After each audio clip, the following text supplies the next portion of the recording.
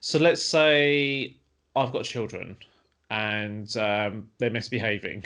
Hmm. I mean, what can you do in this situation when, I mean, the kids are getting much more bored than we are, because I just think adults can keep themselves a little bit more occupied than children. Children don't have much to do. I mean, if they don't have an Xbox or a PC, maybe they've got tablet devices, but after a while, there's only so much time they can spend on those devices before they're going mad. Um, Absolutely, and not every family's got a device that everybody can be on at the same time. So there's lots of sharing having to happen. yeah, Um, and, we've always, I suppose, up until now, we've said about limiting time on devices, but now a lot of people are seeing it as a friend to help them get through the day. But in terms of children misbehaving, we certainly have to remain with our parenting scripts and still continue to parent in the same way, that children learn right from wrong and what they can and can't do. But I think the stress levels is making that much harder because lots of people haven't got their own space that they need to escape to. mhm, So we've yeah, got different age groups of children in the house with different age groups. So it might be all right for a teenager to escape to the bedroom and be on the Xbox, for example, or Netflix for a couple of hours because it's keeping them occupied. But the younger ones might need a bit more stimulation, and that's fine if you've got the time to do that and you enjoy it. mm, If you're mm, not a creative person and don't want to get out the crayons and the Play-Doh and make something, then it can make it that more difficult. But I think we do have to go back to basics here and think about the times that in the past where we have had to occupy our own children, and be more creative and be more patient and ask for help for others in the household if we need it. So if you've got children of different ages, maybe there can be some responsibility passed a little bit to occupying each other and being kind to each other, particularly yeah. if you're trying to work from home on a laptop and you're trying to homeschool. You need to ask for support there. Mm.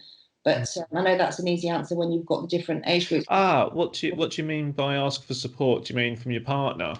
From whoever's Yeah. around. I'm working with people that are helping people through Skype. My own daughters, for example, have got brothers who live in America, and they're doing spelling tests with them over Skype or FaceTime. They're doing reading with them. Oh, Um, wow, that's a good and idea. this is Yeah. across a continent, so obviously the time can be a bit of an issue sometimes. But also playing games. They're playing games with them. So people can help each other that way because the internet is a marvelous thing to be able to get us in this close contact Mm. without actually being in person. But there are kind of, if you can reach out for help. I mean, I know a lot of people have said to me, it's okay for my partner, they don't live with us and they haven't got the responsibility of the children.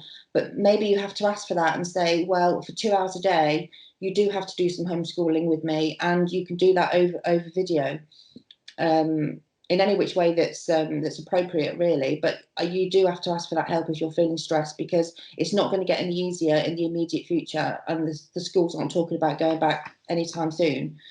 So help is important. Grandparents sometimes love doing that kind of stuff, listening to the little ones read over Skype, um, crayoning with them over Skype, doing something creative. There are ways to do this without actually being in person. It's just that maybe a lot of people aren't familiar with it, and the idea just hasn't struck that these things are available. Okay, Diane. So, what are you doing at the moment in regards to helping people with their mental health? So, in terms of being a therapist, therapists are still working out there. We're doing it very differently, although some therapists are online therapists anyway. But therapists have changed their business so that they're now doing online sessions. So that can be Skype or Zoom or telephone.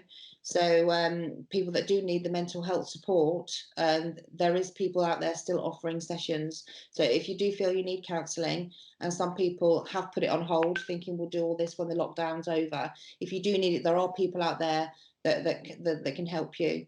Some therapists have turned their hand to helping local charities, and they're offering free services for the NHS and other key workers. So therapists are still trying to do as much as they can and getting information out there to help with mental health. So don't neglect your mental health. If you need support, still seek it out. Mm. And for people at home, if you are looking to book Diane, you can give her a call, and there'll be a number in the description, or maybe be on the screen right now. It'll be in the description of this video. So, you can contact Diane at home, and if you need therapy, then you can get in contact with her. Thank you, James.